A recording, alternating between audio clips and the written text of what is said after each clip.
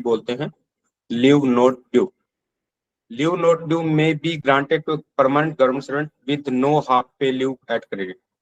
Means अगर आप half पे नहीं है, हाफ पे लीव क्रेडिट नहीं है आपके पास, अकाउंट में नहीं है, तो उस केस में LND leave not due grant की जा सकती है। और किसको ग्रांट की जा सकती है, कितनी की जा सकती है, वो आगे कंडीशन है। Temporary official with A minimum 1 year service. यहाँ ये ध्यान रखना कि जब टेम्परेरी ऑफिशियल की बात करेंगे तो उसमें 1 ईयर सर्विस मिनिमम होनी चाहिए। और अगर वो इन बीमारी से, इन डिजीज से अगर वो पीड़ित है, suffering from TB, leprosy, cancer और mental illness, may also be granted LND if the post from which the official proceed on leave is likely to last till his return. तो temporary official है, तो अगर उसको, एक second, अगर temporary official है और इन बीमारी से पीड़ित है, उस लीव तब तक ग्रांट करनी है जब तक ऐसा लगे कि वो वापस रिटर्न जब तक होगा, आएगा, तब तक वो पोस्ट बची रहे जिस पोस्ट पे वो है, उतनी उसको LND दी जा सकती। It is granted on medical certificate. ये LND जो मेडिकल सर्टिफिकेट पे ही ग्रांट की जाएगी, लेकिन जो 4 के अंदर जो 2 केस दे रखे हैं उनको छोड़ के हर केस में ये मेडिकल सर्टिफिकेट पे ही ग्रांट की जाएगी। If the leave concerning authority is satisfied that there is a reasonable prospect of the government servant returning to the duty on its expiry. मतलब अगर सेक्शनिंग अथॉरिटी सेटिस्फाई हो जाता है कि इन लीव के एक्सपायरी होने के बाद गवर्नमेंट सर्वेंट रिटर्न हो जाएगा ऑन ड्यूटी। और 2 केस कौन से हैं जहां पे मेडिकल सर्टिफिकेट की जरूरत नहीं है? In continuation of maternity leave. अगर मैटरनिटी लीव ले रहा है, उसके कंटिन्यूएशन में उसके पास कोई छुट्टी नहीं बच रही है, तो वो LND ले सकता है मैटरनिटी लीव के साथ कंटिन्यूएशन में। सेकंड केस है female government servant with less than 2 living children on adaptation of child less than a year old. ये दोनों रूल हम पीछे भी पढ़ चुके हैं कम्यूटेड रूल में। यहाँ पे कंटिन्यूएशन ऑफ मैटरनिटी लीव में 60 डेज था, और यहाँ पे भी लिविंग चिल्ड्रन ऑन एडेप्टेशन में भी 60 डेज था जब हम कम्यूटेड लीव पढ़ रहे थे हाफ ईयरली वाले में। यहाँ विदाउट मेडिकल सर्टिफिकेट अगर मिल रहा है तो कंटिन्यूएशन ऑफ मैटरनिटी लीव, और फीमेल गवर्नमेंट सर्वेंट जो जिसके 2 बच्चे हैं और दोनों लेस देन ईयर ओल्ड है, उसमें less than 2 year living children है, उसके अडेप्टेशन के लिए अगर वो छुट्टियां ले रही है तो मिल सकती है। Amount of leave should be limited to the half pay leave that the government servant is likely to earn subsequently. यहाँ पे कंडीशन आती है कि अगर उसको LND दी जानी है तो कितनी दी जानी है। तो नेक्स्ट जो हाफ ईयर में जितनी उसको हाफ पे लीव मिलनी है उसके अकॉर्डिंग उसको LND दी जा सकती है। Next, LND during the entire service limited to maximum 360 days. पूरी सर्विस में मैक्सिमम 360 डेज का LND लीव नॉट ड्यू दी जा सकती है। LND will be debited against the half pay leave that the government servant earn subsequently. जो आने वाले टाइम में जो government servant half pay leave earn करेगा उसके अगेंस्ट में ही LND दी जाएगी। It can not be granted to in the case of leave preparatory to retirement. LPR के केस में जो भी है उनको LND नहीं दी जाएगी। ये 3-4 जो पॉइंट है वो इंपॉर्टेंट पॉइंट है, यहाँ से क्वेश्चन बन सकता है। किस केस में LND नहीं मिलेगी, मेडिकल ग्राउंड पे किस केस में नहीं मिलेगी, और मेडिकल ग्राउंड पे मिलेगी तो मैक्सिमम कितनी मिल सकती है, या फिर अगर उसके पास नहीं है तो कौन से केस में उसको मिल सकता है। 9 पॉइंट है when a government servant granted leave not due resigns from service और it is permitted to retire voluntary without returning to duty, the leave not due should be cancelled. अगर गवर्नमेंट सर्वेंट LND पे चला जाता है, छुट्टी लेने के बाद रिजाइन कर देता है, या फिर रिटायरमेंट ले लेता है वॉलंटरी, तो उसकी LND जो कैंसिल की जाएगी, और रेजिग्नेशन और रिटायरमेंट उस डेट से माना जाएगा जिस डेट से उसने LND ली थी, और जो सैलरी है छुट्टियों की वो रिकवर हो जाएगी। ये आपका LND का पार्ट था। नेक्स्ट जो 10th पार्ट है, where a government servant who having availed himself of leave not due returns to duty but resign or retires from service before he has earned such leave, he shall be liable to refund the leave salary to the extent the leave has not been earned subsequently. पिछले case में तो ये था कि अगर वो छुट्टी लेने के बाद रिजाइन या रिटायरमेंट कर लेता है, वॉलंटरी रिटायरमेंट हो जाता है, तो उसकी रिटायरमेंट या रिजाइन वहां से माना जाएगा जहां से उसने छुट्टी ले रखी है। ये केस ये कहता है कि अगर वो ज्वाइन कर लेता है, एलएनडी लेने के बाद ज्वाइन कर लेता है, लेकिन उसके पास उतनी एचपीएल नहीं बनती है आगे आने वाले ईयर में, हाफ ईयर में, तो उसकी जो लीव सैलरी है वो उसको रिफंड करनी पड़ेगी, जितनी भी उसकी एक्स्ट्रा बनती है। 11 नंबर, इन केस 9 एंड 10 अब जो अभी हमने पढ़ा है, leave salary will not be record if the retirement is due to ill health. Ninth में कह रहा था कि अगर रिटायरमेंट हो जाता है, वॉलंटरी रिटायरमेंट होता है, तो उसकी सैलरी को रिकवर किया जाएगा। बट अगर retirement due to ill health या इनकैपेसिटिंग फॉर्म में हो रहा है, तो उसकी सैलरी को रिकवर नहीं किया जाएगा, ये ध्यान रखना है। और जो रूल है रिटायरमेंट वाला इनकैपेसिटिंग फॉर्म में, FR56J, FR56L, और ये दोनों रूल भी पूछे जा सकते हैं, ये वॉलंटरी रिटायरमेंट वाले दोनों रूल है।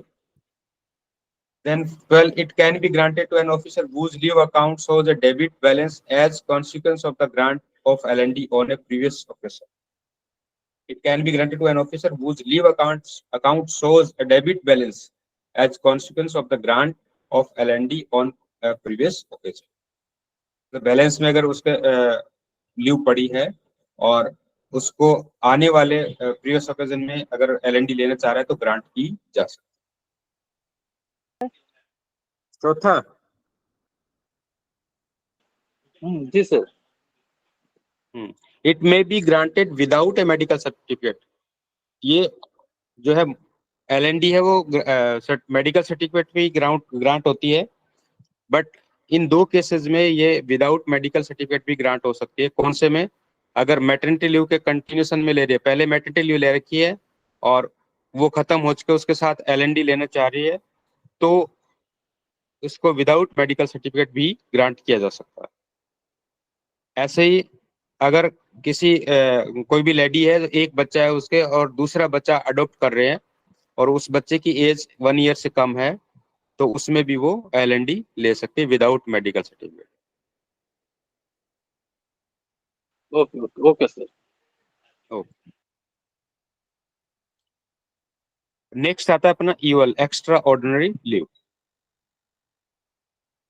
एक्स्ट्रा ऑर्डिनरी लीव जो है is granted to a government servant when no other leave is admissible. दो केस में ये ग्रांट की जा सकती है, या तो उसके पास किसी भी टाइप की लीव नहीं है, एडमिसिबल लीव नहीं है, या अगर वो गवर्नमेंट सर्वेंट रिटर्न में अप्लाई करता है तो उसको ईवल दी जा सकती है। तो first case when no other leave is admissible, second when other leave is admissible but the government servant applies in writing for extra ordinary leave. या तो उसके पास लीव नहीं है तो मिल सकती है, तो ईवल ग्रांट की जाएगी, या फिर उसके पास है लेकिन वो रिटर्न में लिख देता है कि मुझे ईवल दी जाए, तो ग्रांट की जाएगी। Evil can not be availed concurrently during the notice period when going on voluntary retirement. जब वॉलंटरी रिटायरमेंट पे है, जाना चाह रहा है और नोटिस पीरियड का केस है, नोटिस पीरियड का टाइम है, तो उस केस में ईवल ग्रांट नहीं की जाएगी। लिमिट क्या है इसकी कि no leave of any kind can be granted a government servant for continuous period exceeding 5 years। तो किसी भी टाइप की जो लीव है वो 5 साल से ज्यादा ग्रांट नहीं की जाती। तो वो जो लिमिटेशन है वो यहाँ पे भी ईओएल के केस में भी लागू होगा। जो रूल 12 है वो ईओएल के केस में भी लागू होगा। नेक्स्ट, टेम्परेरी ऑफिशियल के लिए लिमिट जो है वो किस टाइप की है? यहाँ से इंपॉर्टेंट क्वेश्चन बन सकता है कोई भी एक क्वेश्चन कि टेम्परेरी ऑफिशियल है तो उसकी क्या क्या लिमिट है। जितने भी टेम्परेरी ऑफिशियल है सबके लिए 3 months, up to 3 months with और विदाउट मेडिकल सर्टिफिकेट मिल सकता है। 3 month तक का विद और विदाउट मेडिकल सर्टिफिकेट ईओएल ले सकता है कोई भी टेम्परेरी ऑफिशियल। अब अगर उस ऑफिशियल का 1 साल का सर्विस हो चुका है, 1 year का, तो उसको 6 महीने तक की मेडिकल सर्टिफिकेट पे कॉमन एलिमेंट्स के फॉर्म में 6 महीने तक की मिल सकती है। तो 1 year का मिनिमम कंटिन्यूस सर्विस होना चाहिए, ध्यान रखना है। और अगर उसको ये जो डिजीज है, कैंसर, मेंटल इलनेस, टीबी, इस टाइप की जो भी प्रॉब्लम्स है, लेप्रोसी, कोई भी tuberculosis part of the body है, तो इस केस में 18 month की ईओएल मिल सकती है। अब जब 1 ईयर का कंटिन्यूएशन सर्विस कर चुका हो, इन्हें क्या मिल सकता है? वो तभी मिलेगा जब किसी भी purpose of prosecuting study certificate to be in the public interest.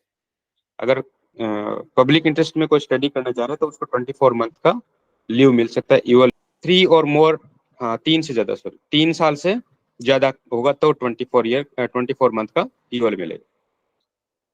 और अगर ऑफिशियल जो है SC/ST कैटेगरी से बिलोंग करता है तो उसके लिए प्री एग्जामिनेशन ट्रेनिंग कोर्स जो गवर्नमेंट के द्वारा नोटिफाइड सेंटर है, वहां पर अगर प्री एग्जाम ट्रेनिंग करना चाहता है तो उसको 3 मंथ की लीव मिल सकती है, हेड ऑफ डिपार्टमेंट ग्रांट कर सकता है। तो यहाँ पे 2 क्वेश्चन बन सकते हैं, कौन ग्रांट कर सकता है? हेड ऑफ डिपार्टमेंट ग्रांट कर सकता है। किसके लिए ग्रांट कर सकता है? प्री एग्जामिनेशन ट्रेनिंग कोर्स के लिए ग्रांट कर सकता है।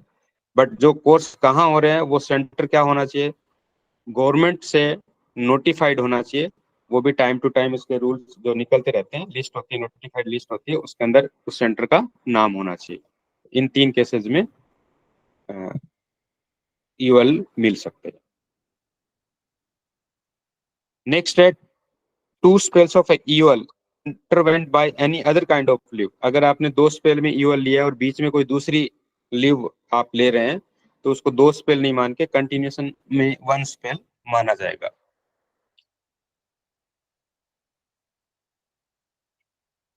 Eval may also be granted to regularize periods of absence without leave retrospectively। ये तो हम पहले भी पढ़ चुके हैं कि जो absence है उसको विदाउट लीव जो absence है उसको रेगुलराइज करने के लिए भी ईवल ग्रांट की जाती है।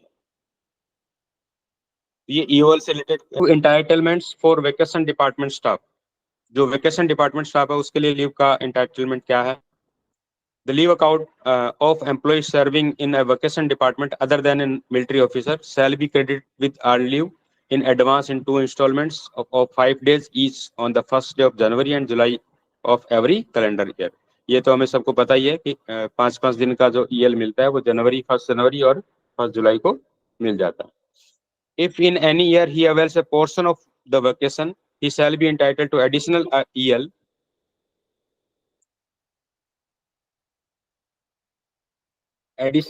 in such proportion of 20 days as the number of days of vacation not taken bears to the full vacation, provided that total earned leave credit shall not exceed 30 days in a calendar year। तो जो अगर आप vacation का कुछ portion avail करते हैं तो उसमें उसी के प्रोपोर्शन के अकॉर्डिंग 20 डेज के प्रोपोर्शन के अकॉर्डिंग वो जैसे 2/5 जो मिलता है उसके अकॉर्डिंग मिल जाएगा। और एक्सीड नहीं करना चाहिए कैलेंडर ईयर में, कितना 30 डेज से एक्सीड नहीं होना चाहिए जितनी भी ईएल अगर कैलेंडर ईयर में बनती है। 10 तो आपको मिल जाएगी जनवरी और जुलाई में दोनों मिला के, बाकी जो भी है वो 20 से ज्यादा नहीं होनी चाहिए, मतलब कुल मिला के 30 से ज्यादा नहीं होनी चाहिए। Next, if in any year the government servant does not avail of any vacation earned leave will as per rule 26। अगर कोई भी पार्ट वेकेशन का कोई भी पार्ट उसको अवेल नहीं कर रहा है तो 26 रूल के अकॉर्डिंग जो भी लीव बनती है अर्नड लीव उसको मिल जाएगी, मतलब मैक्सिमम 30 मिलेगी उसको, ये ध्यान रखना है। Year means 12 month of actual duty and note calendar year. यहाँ पे जो ईयर बोला गया है वो कैलेंडर ईयर नहीं है, ड्यूटी ईयर है। 12 मंथ का ड्यूटी ईयर है, ये भी ध्यान रखना। ये भी क्वेश्चन बन सकता है यहाँ पे कि वेकेशन डिपार्टमेंट में जो ईयर है वो कैलेंडर ईयर का फॉर्म है या 12 मंथ ऑफ एक्चुअल ड्यूटी का year. The next, the non-availing of vacation should be due to a general or special order of a higher authority asking him to forego the vacation. If he is prevented by such an order from enjoying more than 15 days of the vacation, he shall be considered to have availed of no portion of the vacation। तो जब भी हम कई बार अपने vacation में हम कुछ काम के लिए आते तो अथॉरिटी का, हायर अथॉरिटी का ऑर्डर होना चाहिए, उसी बेस पे हमें वेकेशन को फोरगो करना है, अदरवाइज वो फिर आपका ईएल में कन्वर्ट नहीं होगा। ऐसा नहीं कि ओरली कह दिया कि आप 2 दिन काम कर स्कूल आ जाना और ये काम कर लेना है, 10 दिन एक्स्ट्रा क्लास ले लेना। ओरली से काम नहीं होना चाहिए, रिटर्न में स्पेशल ऑर्डर होना चाहिए, तभी आपका वो ईएल में कन्वर्ट होगा। Employees serving in a vacation department are not entitled to half pay leave. जो वेकेशन डिपार्टमेंट में इनका हाफ पे लीव बंद कर दिया गया तो उनको नहीं मिलेगी। Vacation can be combined with any kind of leave. यहाँ पे भी एक इंपॉर्टेंट क्वेश्चन बन सकता है, vacation can be combined with any kind of leave but the duration of vacation and EL combined should not exceed the amount of EL due and admissible। अगर आप EL लेते हैं वेकेशन के साथ तो आपको दोनों को मिला के आपके अकाउंट में जितनी EL ड्यू है या एडमिसिबल है उससे ज्यादा नहीं होना चाहिए। जो भी आपने वेकेशन और EL मिला के जो भी पीरियड होता है वो आपके अकाउंट में EL या एडमिशन ड्यू या एडमिसिबल है, उससे ज्यादा नहीं होना चाहिए। यहाँ पे ये भी इंपॉर्टेंट पॉइंट है कि vacation can be combined with casual leave. CL के साथ भी हम वेकेशन को कंबाइन कर सकते हैं। तो ये तब हम yes sir. Maternity leave pay, तो मैटरनिटी लीव भी इंपॉर्टेंट टॉपिक है, इसमें भी क्वेश्चन बन जाता है। Admissible to married unmarried female employees during pregnancy period में 180 days from 19 September only to employees with less than 2 serving children. 180 days, अभी भी एक कोर्ट का भी एक दिन डिसीजन आ रहा था, न्यूज़पेपर में पढ़ रहे थे हम कि भाई आने वाली बात है, वो बात की बात है। तो अभी तक का एक बार हम इसी को याद रखते हैं कि प्रेगनेंसी पीरियड में 180 डेज, बट केस क्या होना चाहिए कि with less than 2 serving children होना चाहिए। मिसकैरेज और अबॉर्शन के केस में, यहाँ पे अबॉर्शन में भी ध्यान रखना है कि इंड्यूस्ड और अदरवाइज होना चाहिए। आगे एक साथ थ्रेटेंड वाले केस में नहीं मिलता है, तो वो भी कई बार क्वेश्चन पूछा जाता है। तो मिसकैरेज और अबॉर्शन के केस में 45 days in the entire service, 45 days in the entire service excluding any such leave taken before 16/6/94।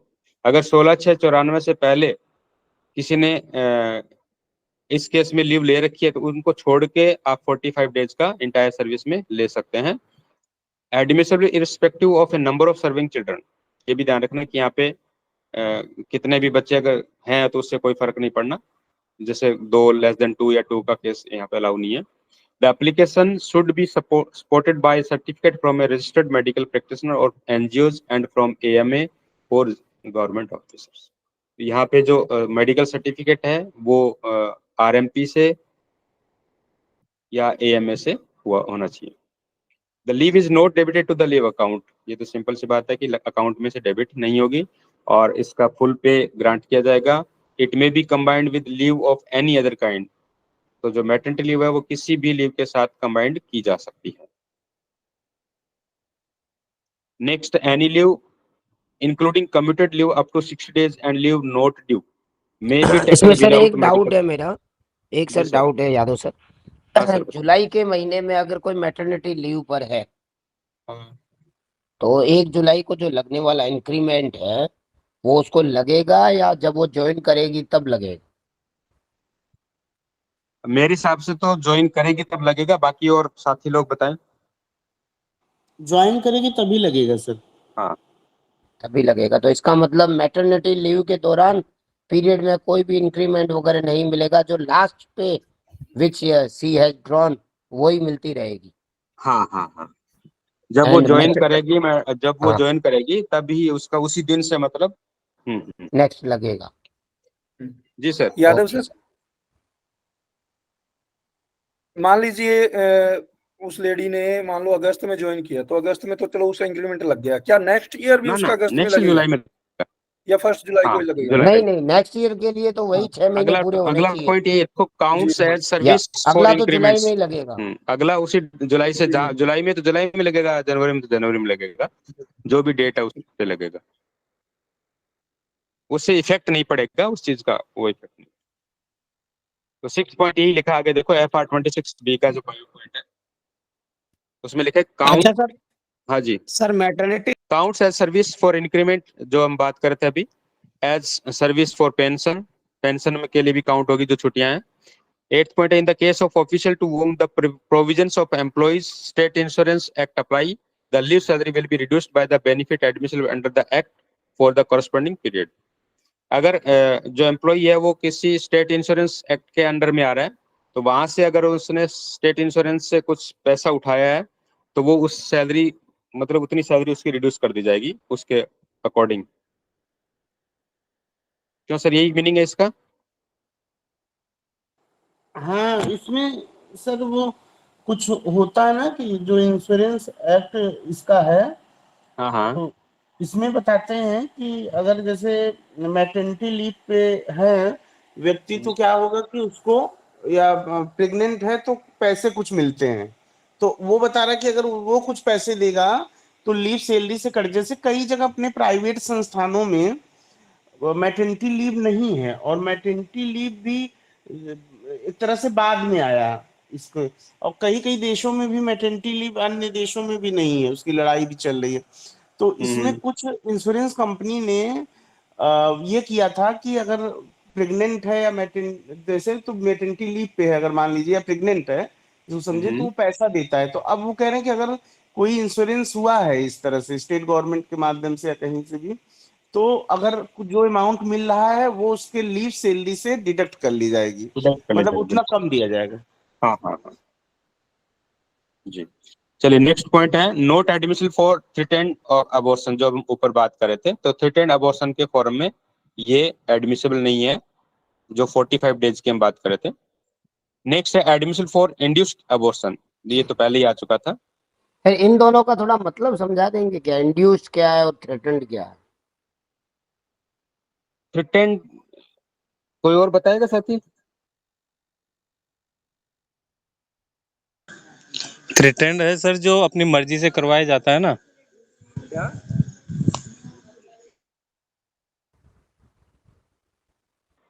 A special maternity leave is granted to a female central government servant in case of death of a child soon after birth or stillbirth. बच्चे के death के case में ये special maternity leave मिलती है। Duration क्या है? 60 days का ड्यूरेशन है। From the date of expiry of a child soon after birth, stillbirth.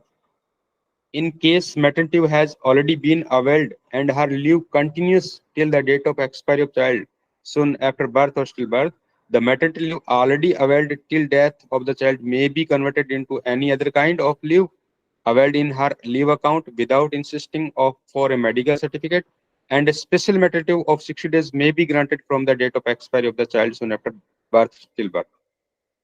तो इस लाइन का मीनिंग मेरे ख्याल से क्लियर होगा कि जो मुझे समझ में आ रहा है तो उसमें ऐसा आ रहा है कि अगर किसी लेडी ने मैटरनिटी लीव ले रखी है और बच्चे की एक्सपायर होने से पहले वो उस टाइम तक, उस डेट तक अगर खत्म हो चुकी है, तो जो पहले ली है उस लीव को अदर काइंड ऑफ लीव में कन्वर्ट कर दिया जाएगा और उस डेट से 60 डेज तक का स्पेशल मैटरनिटी लीव ग्रांट कर दिया जाएगा।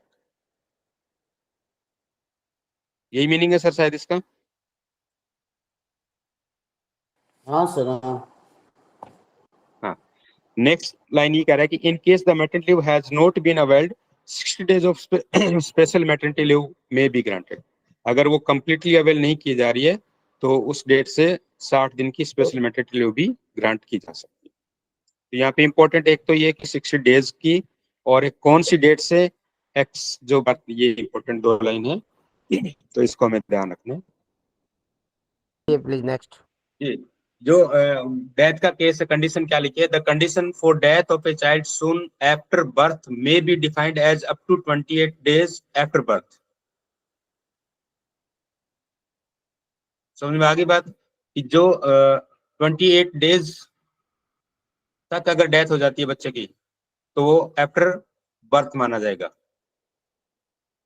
और a baby born with no signs of life at or after 28 weeks of gestation may be defined as stillbirth. तो यहाँ इंपॉर्टेंट पॉइंट क्या है? 28 डेज, और यहाँ पे 28 वीक्स। बर्थ होने के 28 डेज तक अगर बेबी की डेथ हो जाती है तो वो क्या माना जाएगा? Death of child soon after birth. और अगर 28 वीक्स ऑफ गेस्टेशन बच्चे में कोई भी साइन, कोई भी लाइफ को नहीं दिख रहा है, तो वो still birth, death of still birth माना जाएगा। या एक में 28 डेज याद रखना है, एक में 28 वीक्स याद रखना है। दोनों इंपॉर्टेंट पॉइंट है। और एलिजिबिलिटी में वही सेम केस डाला है कि लेस देन 2 सर्वाइविंग चिल्ड्रन होना चाहिए, और जो लेडी की डिलीवरी हो रही है, डेथ वाले केस की बात चल रही है, वो अथोराइज्ड हॉस्पिटल में होनी चाहिए। अथोराइज्ड हॉस्पिटल जो भी आपको पता ही है कौन से होते हैं, गवर्नमेंट हॉस्पिटल होते हैं, प्राइवेट हॉस्पिटल होंगे लेकिन वो इम्पैनल्ड होंगे सीजीएचएस के थ्रू। और अगर इमरजेंसी का केस है तो आप प्राइवेट हॉस्पिटल से इमरजेंसी सर्टिफिकेट मैंडेटरी होगा। यही तो बात हो रही है ना कि 2 के बाद आपको एलिजिबिलिटी किसको है? Male government servant with less than 2 surviving children. ये हमेशा ये वर्ड्स आपको ध्यान रखना है, less than 2 surviving children during the confinement of his wife of for children child birth और on accepting a child in pre-adoption foster care or on valid adoption of a child below the age of 1 year। जब भी adoption की बात आती है तो ये ध्यान रखना कि below the age of 1 year होना चाहिए, और अगर surviving children की बात आती है तो 2 होने चाहिए। और apprentices are also eligible, यहाँ पे ये भी ध्यान रखें एलिजिबिलिटी के केस में जो apprentices है उनको भी मिलेगी सेंट्रल गवर्नमेंट के साथ साथ। ड्यूरेशन 15 डेज होती है, पता ही आपको कब मिल सकती है, ड्यूरिंग वाइफ्स कन्फाइनमेंट और up to 15 days before or up to 6 months from the date of delivery of the child, and for 15 days within 6 months from the date of accepting the child in pre or from the date of valid adoption of a child। तो आप 15 days confinement से ले सकते हैं, या फिर 6 महीने के अंदर, बच्चा जब 6 महीने का हो जाता है उससे पहले पहले आपको लेनी है, कंप्लीट करनी है, या फिर आप अडॉप्ट कर रहे हैं तो भी आपको 6 month from the accepting date. Leave salary last pay drawn जो आपने लिया उसके बराबर मिलेगी। Not to be debited in the to the leave account, account से कोई डेबिट नहीं होगी। May be combined with any other kind of leave except casual leave, casual leave के साथ आप कंबाइंड नहीं कर सकते, इसके अलावा आप हर किसी लीव के साथ कंबाइंड कर सकते हैं। In a case where the pre adoption foster care is not followed by valid adoption, paternity leave availed shall be debited from any other kind of leave available। यहाँ इंपॉर्टेंट पार्ट ये है कि अगर pre adoption आप कर रहे हैं वो वैलिड एडॉप्शन नहीं है तो वो जो आपने पैटर्निटी लीव अवेल की है वो आपकी दूसरी लीव से डेबिट कर ली जाएगी। Not to be refused normally, to be applied up to 15 days before or up to 6 months from the date of delivery or from the date of valid adoption। if the leave is not availed within this period it should be treated as lapsed। अगर आप इस period में नहीं लेते हैं तो वो lapse हो जाएगी।